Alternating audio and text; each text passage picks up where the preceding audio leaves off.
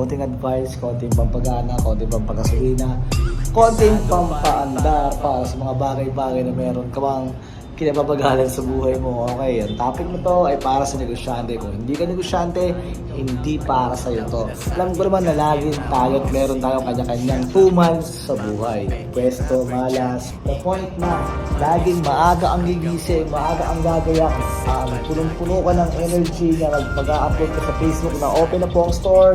Yo, kahit buong maghapon na walang bumili dyan, akala mo lang yun. Talagang matumal, inipisan mo lang din yung expenses mo, yung masusi mo, yung lifestyle mo, para hindi masayo mo matumal. Laging punong-puno ng energy.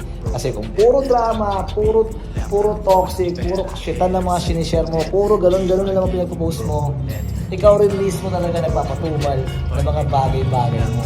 Pag naintindihan mo yan, Tre, negosyante ka na rin. Yo, keep it up, galingan mo. Guys, parang mafia.